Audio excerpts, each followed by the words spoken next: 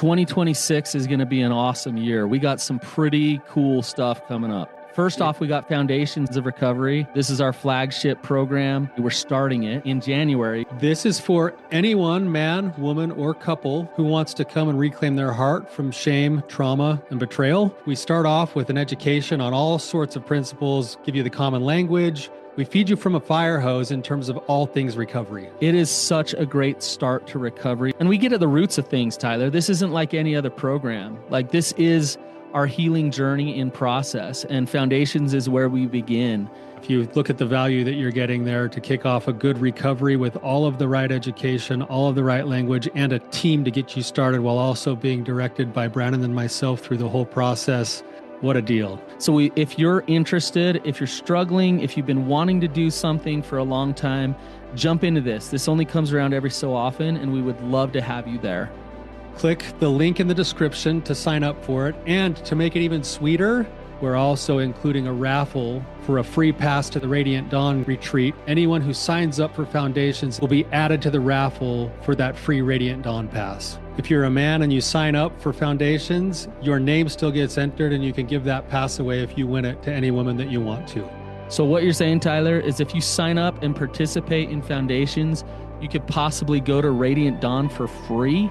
That's exactly what I'm saying, which is crazy because Foundations by itself is already an insane value. Man, I sound so salesy. But it actually is awesome. So come to Foundations. And even if you don't come to Foundations, sign up for Radiant Dawn. It's beyond therapy, the best healing experiences that you can have. Click the link below and come join us. Betrayal has affected our family and children. What do we do? Welcome to the Real Talk Recovery Podcast with the Therapy Brothers. We're brothers, we're therapists, and we know recovery. Bring your stories, your questions, your successes with real recovery.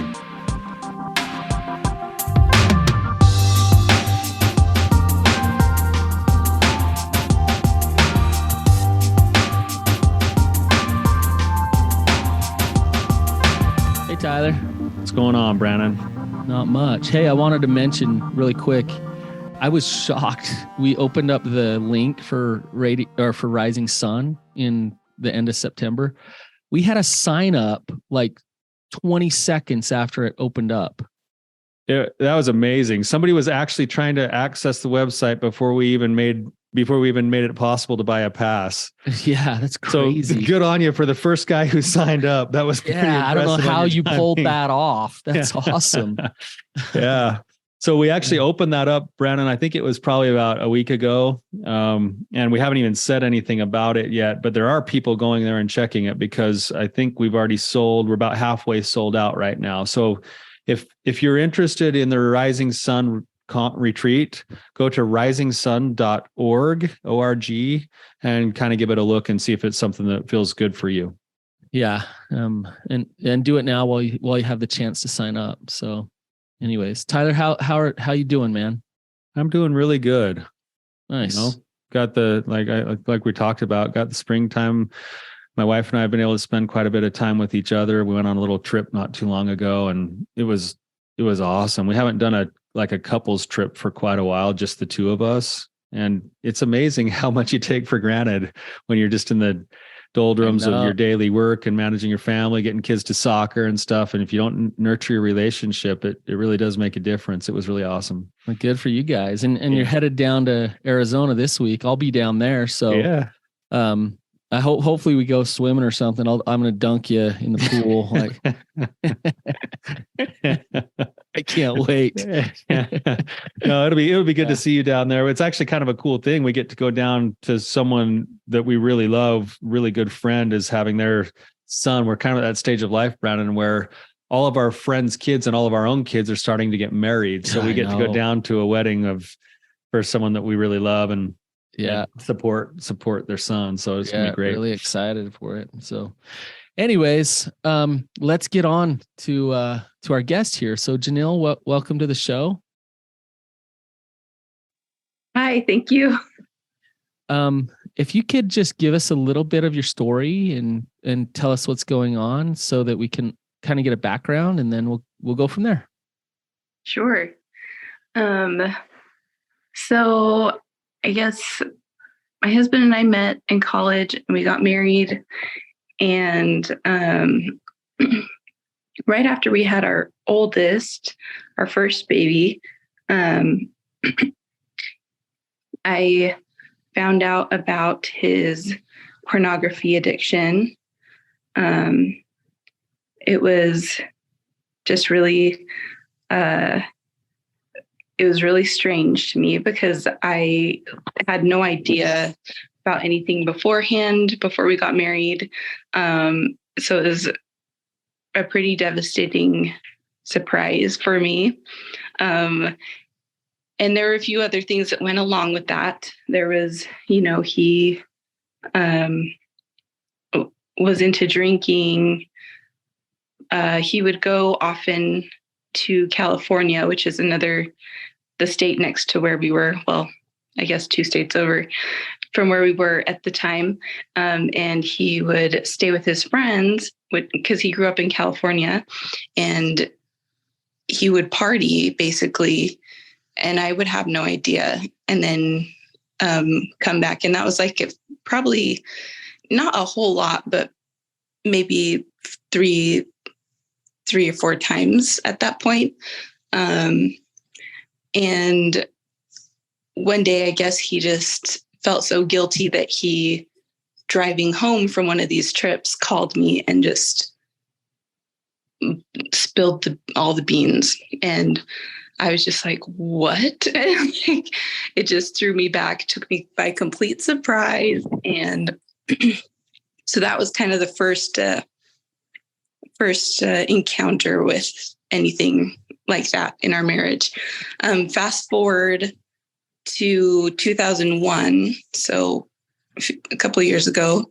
At the beginning of the year, he started acting very strange, and he has been fighting his porn problem off and on through all that time, in and out of therapy, trying his best. The beginning of 2001 was really strange. He started acting really weird, isolating himself from us as his family,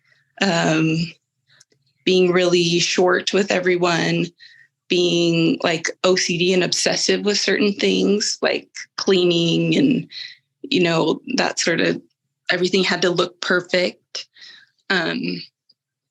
And he just started to just act really weird, like very, for lack of a better term, very prideful. He was buying a big truck. I don't know about trucks or cars, but he was buying these big trucks, and, it was just a really strange time, and it was hard to connect with him. And then he started kind of gaslighting me, saying really weird things. I don't know. You don't love me because you don't accept me for who I am. It's normal for men to have pornography problems. And I feel like you are always judging me, even though I hardly ever brought the subject up in the first place, because I knew it was like a touchy subject for him. So I just kind of was like living in the dark, I guess. Maybe like what I didn't know, wouldn't hurt me as much. So it was months of that. And then I noticed he started being more possessive of his phone and hiding his phone from me and from, I don't know, like our oldest, is a teenager at this time. And she's, hey, can I use your phone for music while I clean my room or whatever? And she would borrow our phones. And he started saying, no one touches my phone and stuff. It was really weird, because we've always had like kind of just an open phone policy. It's never really been a thing. And then my daughter kind of like thought it was weird too. And she started almost spying, I would say, on him. How old's your daughter? So at that, she's almost 15 right now. And this was in 2021? 2 years ago. Yeah. Okay. So just on that cusp of teenage years. And she would say, like, we were driving around and he had his phone out and I was behind him and I saw that it was one of his coworkers and he was like putting hearts on her messages and stuff. And I was like, oh, that's weird.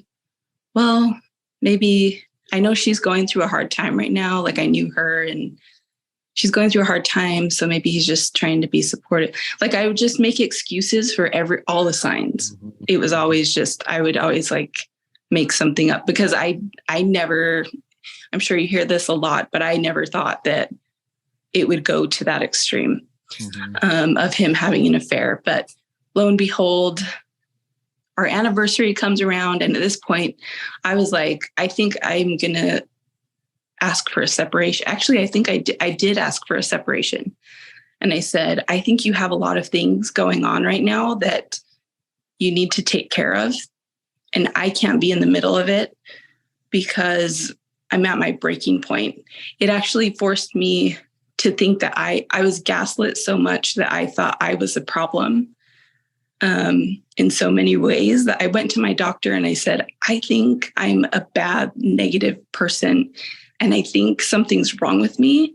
And I think I need to be put on like an anxiety medication or like antidepressant or something. Like, something's wrong with me because obviously like I'm not doing things right. And so I got put on sertraline. And I was trying to adjust to that. And it was like those months were such a whirlwind for me. Like, I just didn't even know who I was or what I was doing. And I was trying to like get by on the skin of my teeth. And so anyways, I was finally just to a point where I was like, I think I need a separation. I caught him one time in a lie. I went on a girls' trip about an hour away to a city about an hour away. And it was with his family, like his sisters, that side of the family. They had organized like a girls' weekend. And I thought that would be so fun. And so I was like, yeah, I'll totally come with you guys. And so it was like his sisters and the sister-in-laws and his mom.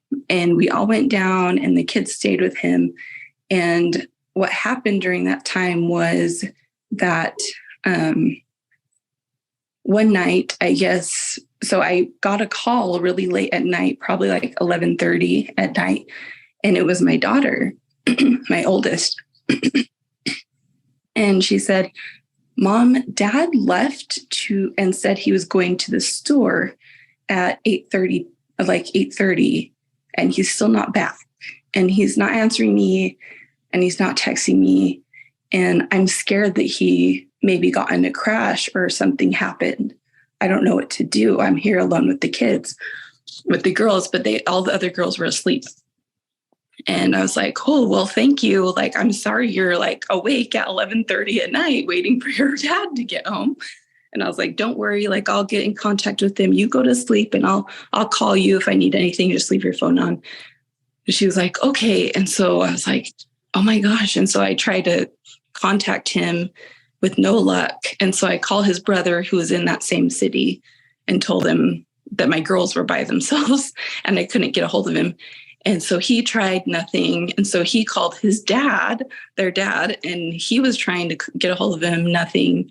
And so they called the police, I guess his brother did, and was like, do you have any accident reports? Like, just trying to find out what happened, where he is. And anyway, so like about a little after midnight, he texted me and says, oh my gosh, why is everyone blowing up my phone? What's happening? And I was like, we don't know where you are. We're scared to death. And Sophia's scared and everyone's scared. And we don't know what are you doing? She said, you went to the store. And he was like, yeah, I went to the store. And then I ended up stopping by my friend's house and we got talking. and I didn't realize what time it was, but my phone was on silent. And so I was like, oh, okay. And so I called his brother back and his dad and everything and told them what he had told me. And then his brother texted me and said, Lily, that doesn't make sense. When has he ever done that before? You need to call this friend and see if that was really where he was. So I did.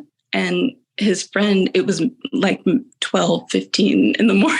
And I was like, I'm so sorry, but did Joel leave your house just barely? Is he on his way home now? And the friend said, I haven't seen Joel for 2 days. And so I said, he wasn't at your house? And he said, no. And so I was like, what the heck? So anyway, I confront him with it the next day. And he said, he broke down crying and said, my porn problem is back. And I had parked in a parking lot and was just watching porn.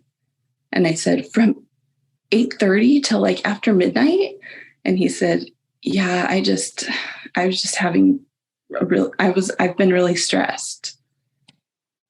And so I didn't really say much, but that was the point at which I was like, we need a separation. Like, you have a lot of stuff to work on and I can't handle this right now. And it's bringing me down and my girls down. So then fast forward a couple more months to my our wedding anniversary. And he never mentioned our anniversary coming up, wasn't talking to me at all anymore. And then I drove to his work office because I had ordered some gifts for him, like a gift for him a long time ago. And I was like, well, I'll just give it to him with a card anyway. So I went in the parking lot I was just going to put it in his truck. And I see him come out of the building, and he just hugged me and said, I'm so sorry. And he started crying, and he was like, I'm taking the rest of the day off. Let's go like celebrate our anniversary. I'm going to get better. Like, I'm going to fix this. And I was just like, okay. And so we went on a date all day. Our kids stayed with my mom, and we went to lunch, and we went shopping, and we went to the movies, and we got home really late. And we got home late. I was changing in my closet, and my daughter walked in, and she said, Mom, Dad didn't change his lock code on his iWatch. And it's right here. And I just read something that's really scary. And I said, oh, well, let me see it. And I took it, and it was a whole conversation with one of these coworkers that was like, we need to figure out how to be together always. And I love you. And just last night was so wonderful. Like, just a lot of texts.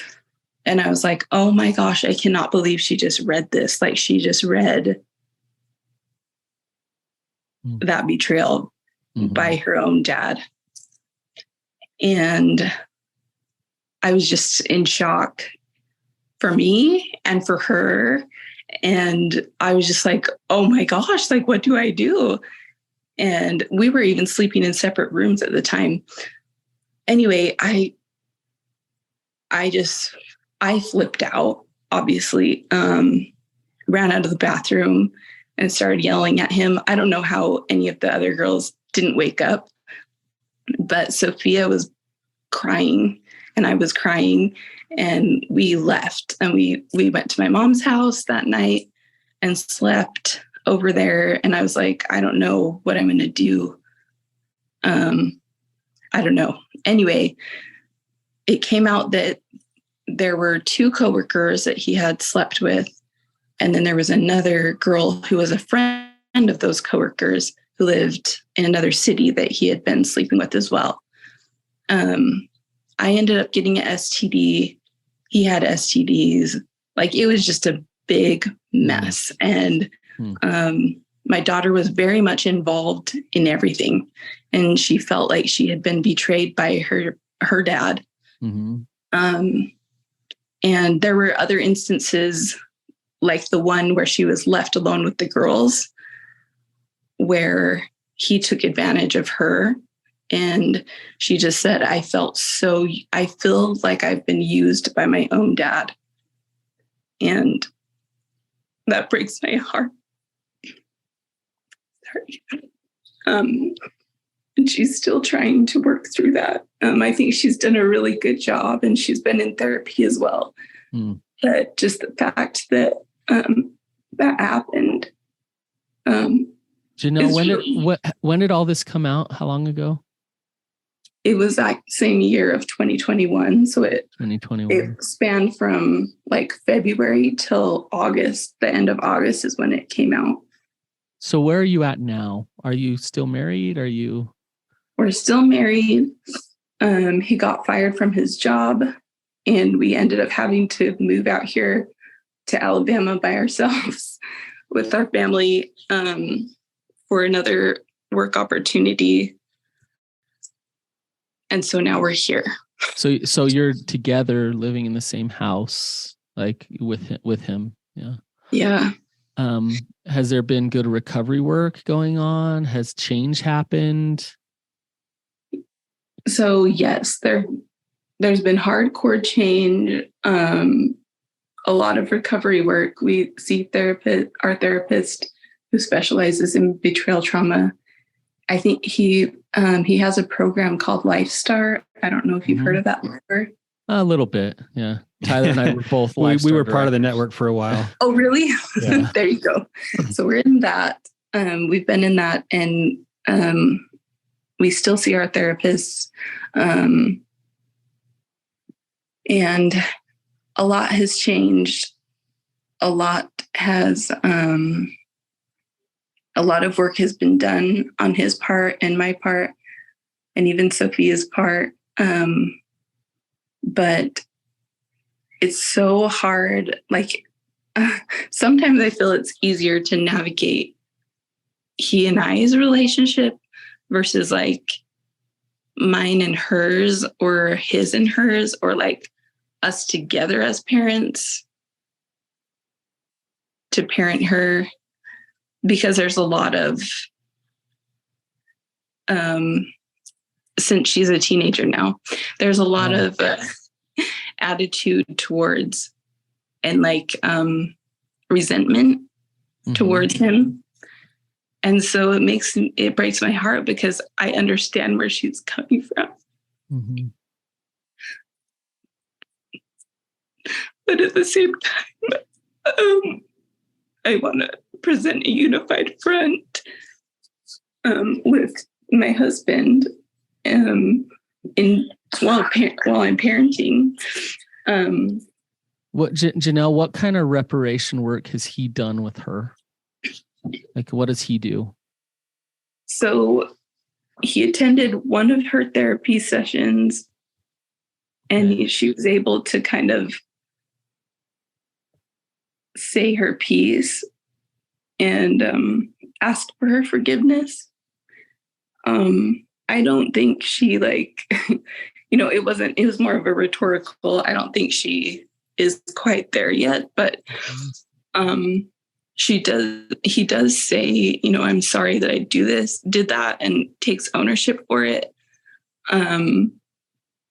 But I think it's really difficult because she's very closed off to that emotionally. And he's always like, if you ever need to talk to me, you can come talk to me. You can say whatever you need to say about that situation. I'm willing to listen to you and help you hold your pain.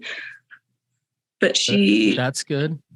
It's good, but I don't think she has the ability to do that. Right. The boundary is kind of like blurred because like, where is that boundary of like, I guess I don't know how to say it, but like being respectful to a parent and like telling him exactly how she feels. Because she's told me and she tells me,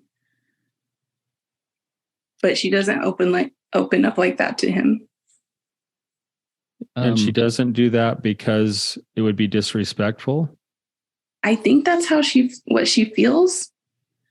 And I've told her that's not really the issue in that situation.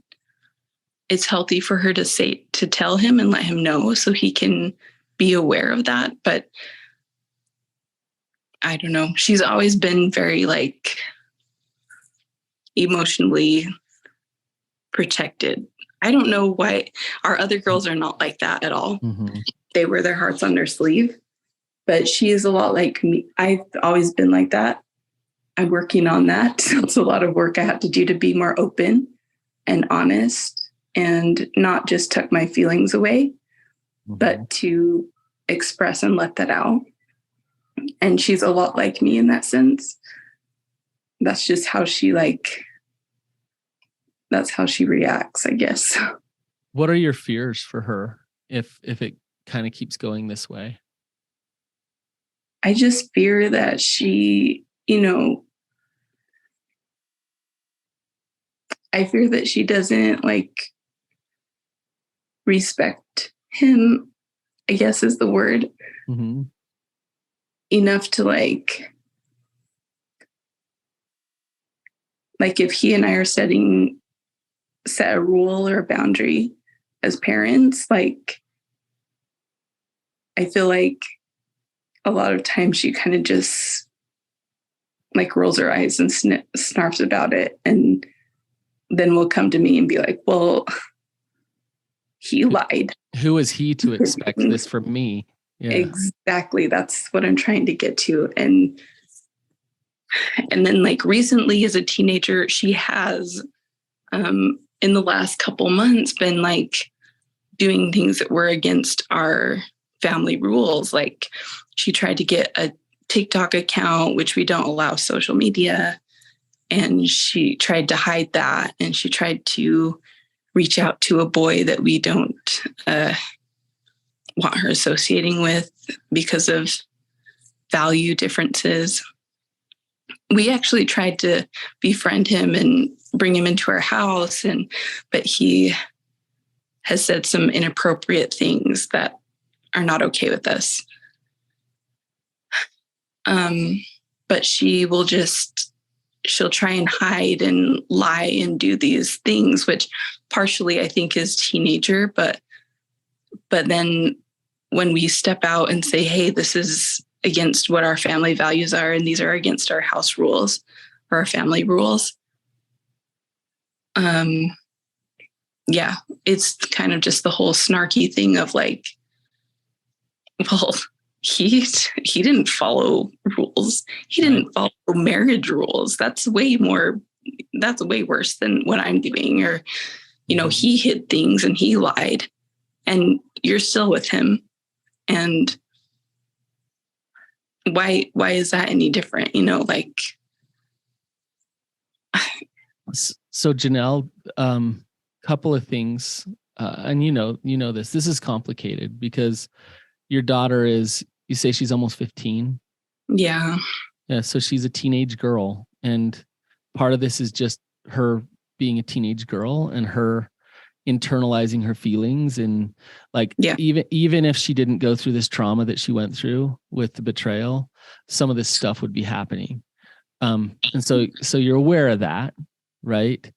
But then it's like throwing gasoline on a fire. You throw on this betrayal and this divide in the relationship. And so to sort it all out, I think one thing that's coming up for me is for her to have a forum to be honest and open with you guys.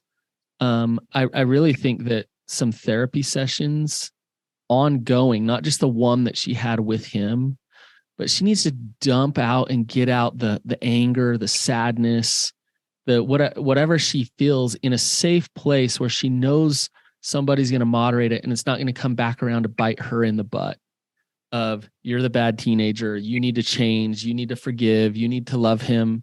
Do you know what I mean? Where she just feels completely safe to just be able to say what she needs to say. She's in a grieving process. She's in a forgiveness process. And that word process is really important. And a 14-year-old doesn't understand it. It's just emotion. It's just anger, sadness. So 14 doesn't understand the 14-year-old doesn't understand the process that she's going through. And for a therapist to navigate that with you guys would be really, really helpful, I believe. Tyler, what are your thoughts? Yeah. I see this as got layering to it, right? Where there's the first layer that I think Brandon was asking about right off the bat is the ongoing relationship between father and daughter here. The truth is that him going to one therapy session and saying, I'm sorry, and listening to her is a good start, but that's a part of a process that Brandon's talking about that needs to be an ongoing thing. And I know that your husband's not here right now, but I'm going to suggest a book because I know he'll listen to this episode, and I think it would be pertinent for lots of other fathers in similar situations, called Strong Fathers, Strong Daughters by Megan Meeker. And I think that she makes a really good case as to why and how a father, if he's stepping more and more into recovery, he's going to need to do this anyway. These principles are, how do you show up as a strong, loving father and not just wait for your child to come to you, but to be actively engaged in cultivating a relationship with your child consistently over time so that there is a level of trust that's there that currently isn't there right now.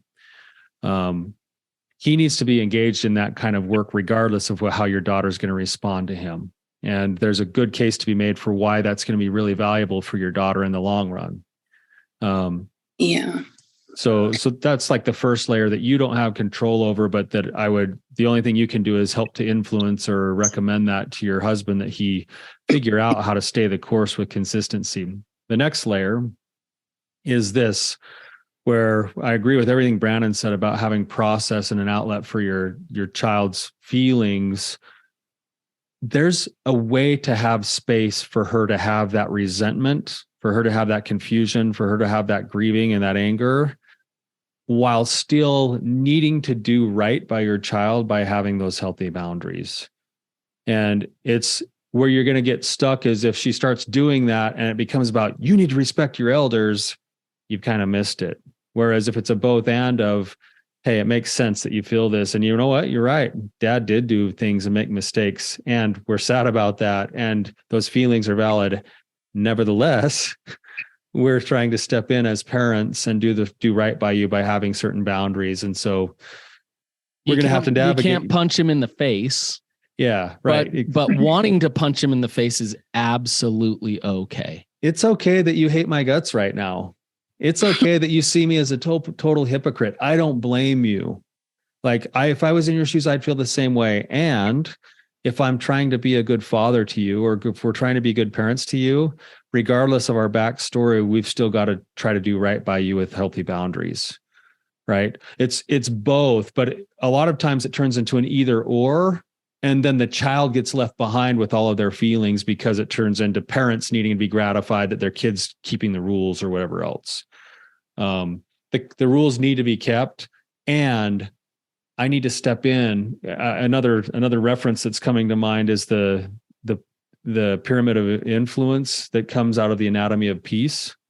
And another reference for you and for our listeners that says that if we want to have the ability to teach and correct our children or anybody, we actually need to be doing the hard work of cultivating a heart at peace within ourselves first towards that person, building relationships with other people who have influence with that person, building relationships ourselves with that person, teaching and communicating, and then we can maybe do some correction.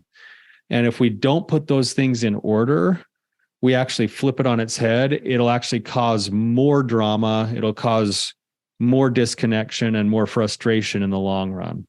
Does that make sense, Jeneal? Yeah. Yes, it does. I guess I should say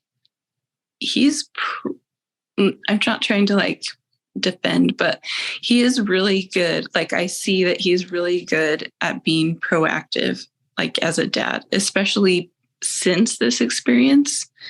I feel like he feels like he lost time, and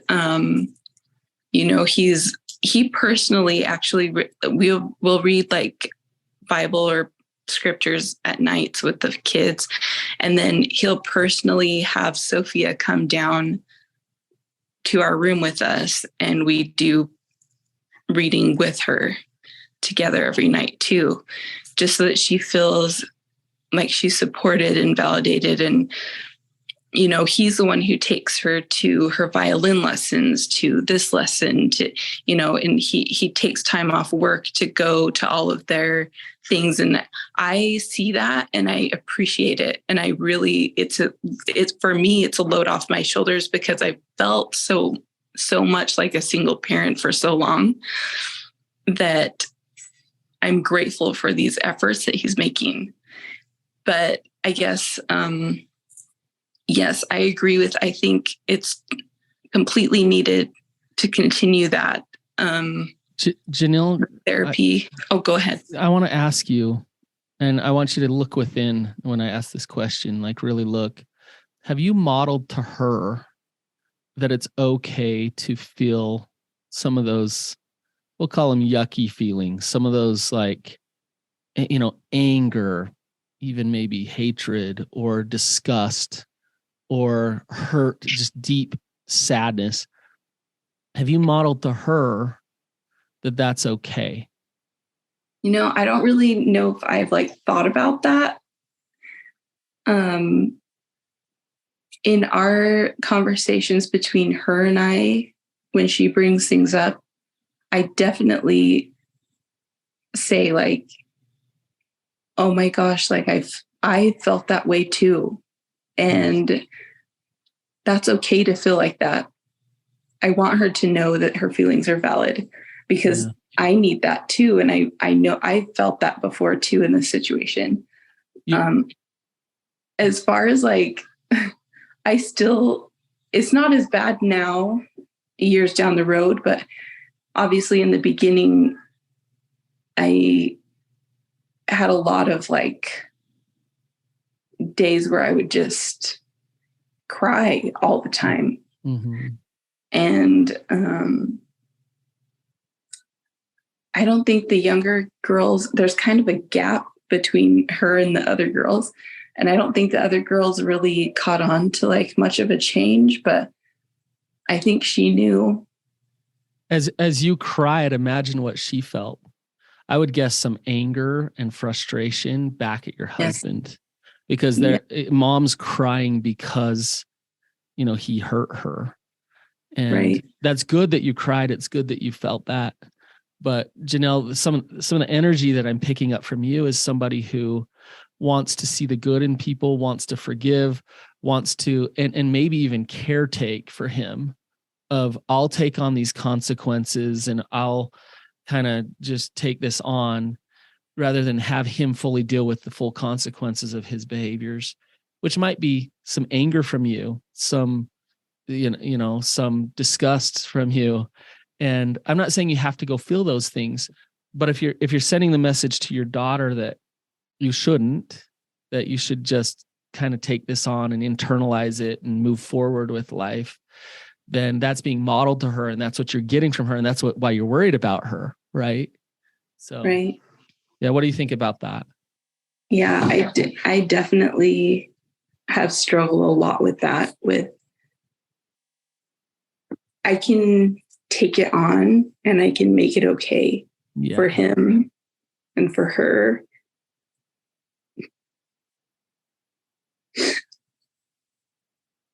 But then I get so overwhelmed. And I don't know. I really don't know how to do that. And I don't think I can. And I know that logically. And I'm trying to recognize that more. But I really have struggled with that. I've always been trying. I'm the oldest daughter of 5 girls. And I've always just tried to do that. You got to take care of everything and make sure everything's okay and protect everybody. Yeah. And so it's like, I don't know how to do anything else.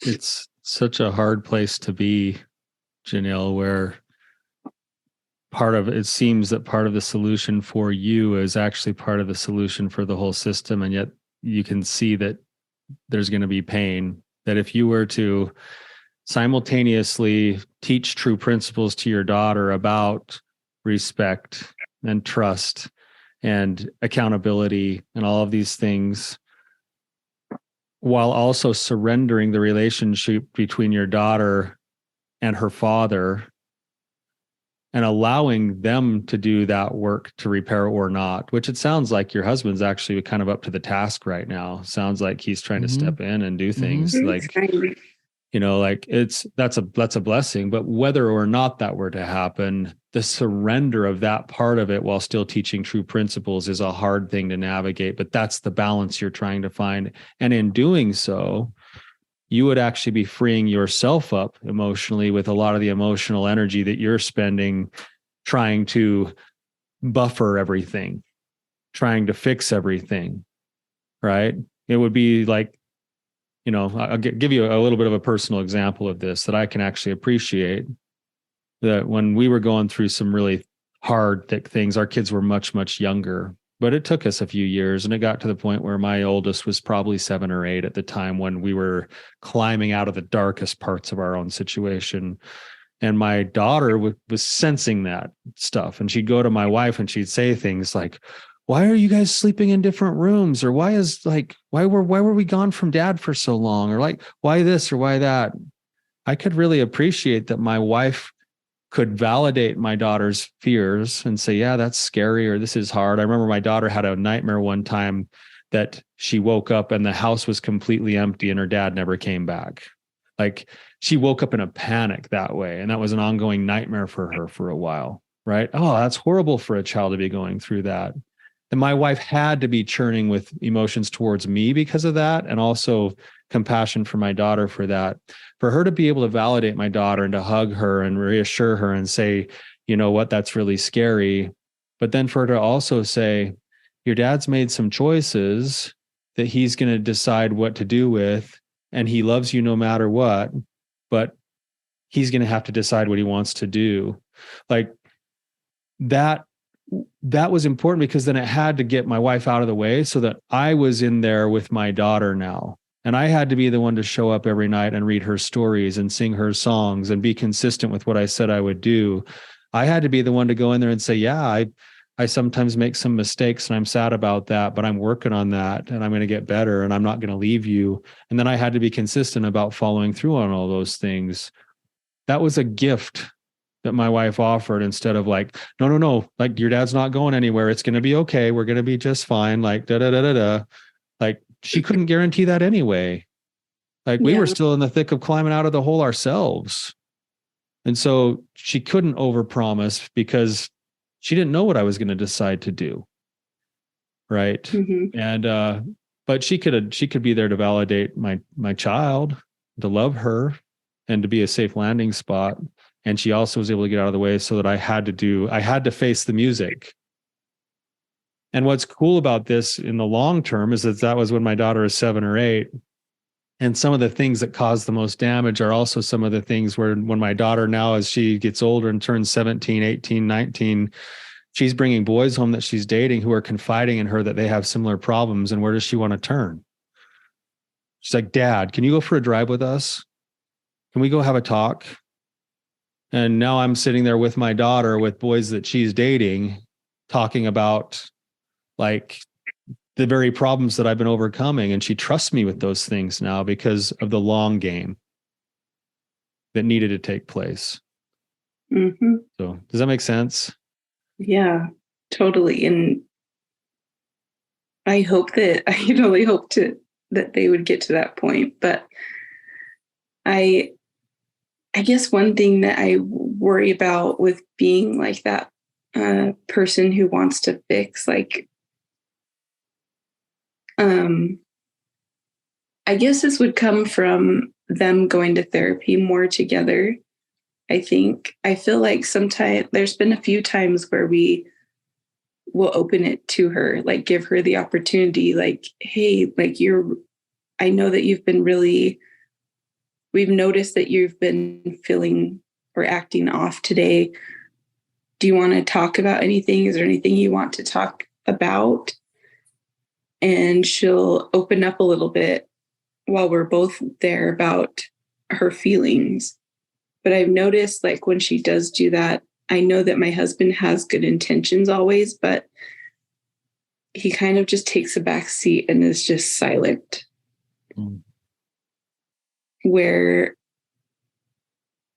if I were, I guess, in my daughter's shoes, I would want him to validate and take that responsibility.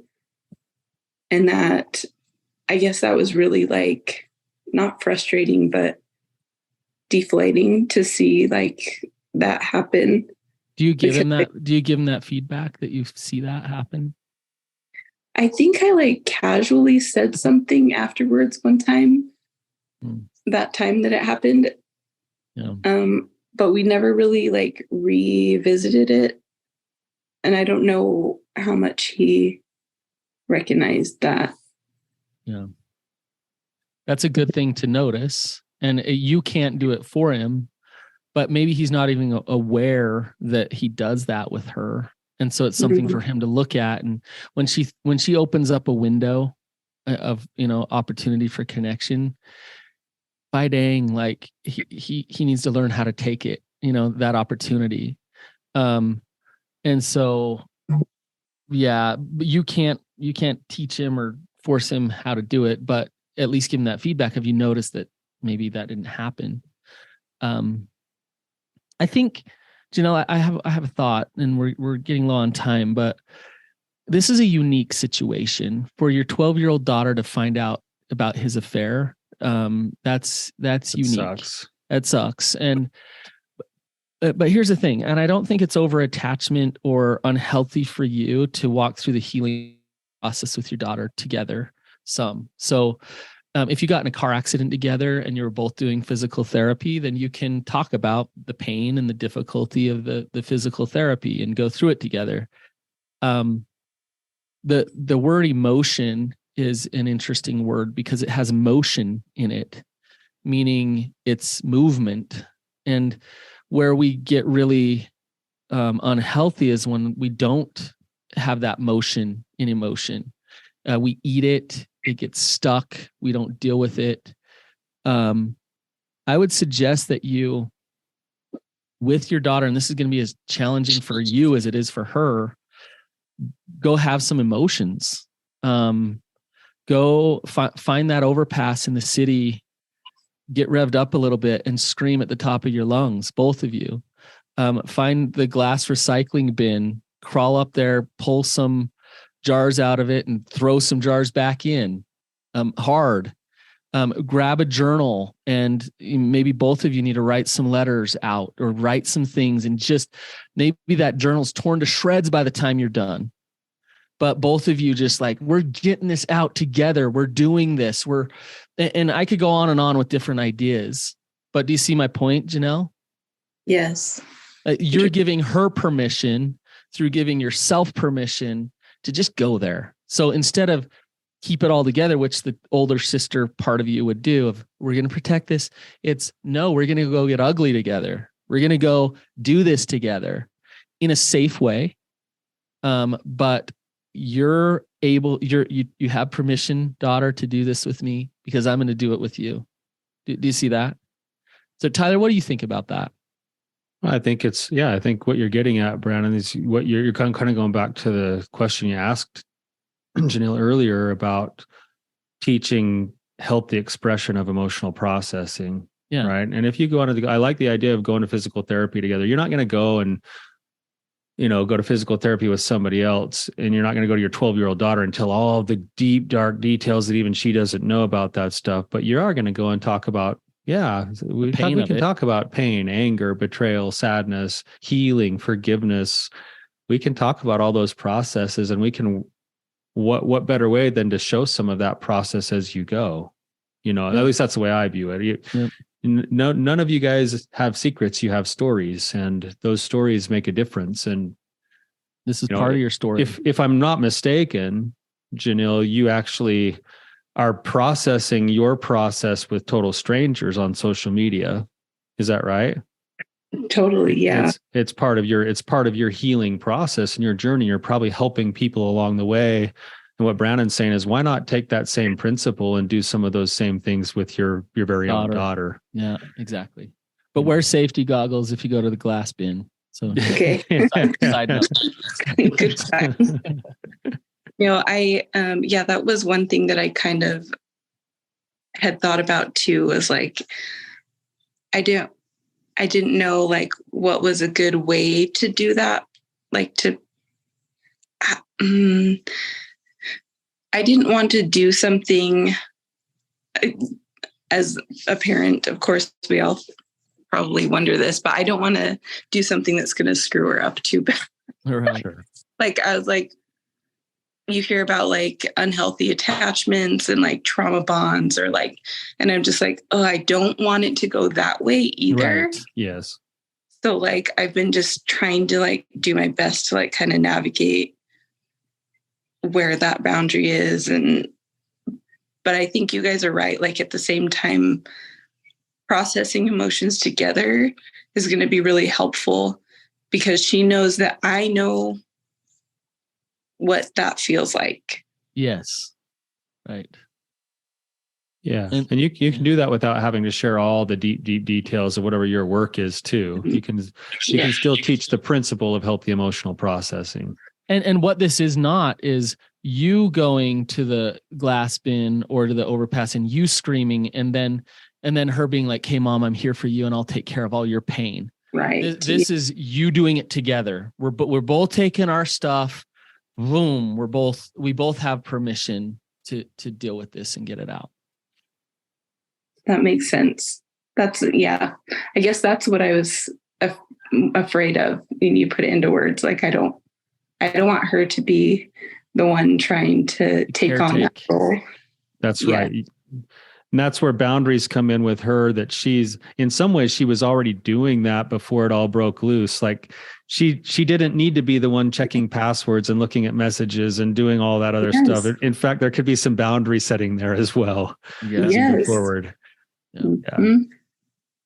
Jeneal, we're running out of time, but I feel like we could talk for a few more hours about this. And that's why I encourage you to go to therapy more consistently with her. This is complicated. There's a lot to sort through. We've scratched the surface today. I just hope you know, I loved Tyler's story about his daughter, because through these wounds, it can really create some amazing stuff. And it can actually create some good stuff with your daughter and her relationship with her dad. But it's also a process, and it's a painful process. So if you can have that in mind of watching the process happen, you can see the good stuff start to come, but it's piece by piece. You can't fix this overnight. But it is possible. So awesome. Jeneal, any last thoughts from you? Anything else on your heart? I guess there was sort of a second half to the question a little bit, but we don't have much time. But I mean, just like as an extension, like I guess navigating other relationships too is kind of tricky after betrayal, because so many, like I think my husband has even said, like, I didn't understand how far reaching this would end up being. Yes. And so it trickles into everybody, around. And specifically, my daughter had a major role to play in that. But yeah, it's hard to even know or how to navigate other relationships outside of, like our family, but like our extended family, brothers and sisters. Like there's some of my siblings that are, kind of supporting us and trying their best. And there's others that are just like, no, we don't accept you anymore, or we're not going to open up anymore to him, and on both sides of the family. And that's a really difficult thing to go through, because I feel like as the one who was betrayed, I feel like I'm stuck in the middle almost, like always trying to like make peace. Yeah. I think, we don't have, this could be its own full episode. I know. It's a valid question. And I'll give you like this short version that I can give right now. It's similar to what we just said with your daughter, that your husband making choices to continue to become who he's becoming will naturally be the thing that speaks the volumes that will lead to the healing or not of the relationships between them. And your job is to do your work inside of the relationships for yourself with those relationships, and not to piece together his healing there. And if you can continually come back to that place of saying, how close or distant do I personally want to be with each of these family members? Then you can do that work all on your own, and you can let your husband's actions and work speak for itself. And it will happen over time. It's going to be a process. Even the ones that don't want anything to do with them, it's really hard to reject that over months and years of genuine work and of humility and openness and transparency and consistency. And those things can change over time. So. Yeah, I think that makes total sense. I'm just connecting, like, it's a lot like the relationship with my daughter, where I'm realizing I need to just take a step back and let him work with them. And yep, I work with them for myself, but Yep. That's right. Yeah, like I need to remember, I can't, like, it's not my place to fix that. That's right. That's right. Thank you, Jeneal. Really appreciate you coming on today. Thanks a lot. Well, thank you. Okay, we'll see you later. You guys, if this was helpful, if you're in a similar situation, or if you know somebody in a similar situation, listening to this could be hugely beneficial for them. So please share it, and please leave us ratings and reviews, and we'll see you guys later. Bye.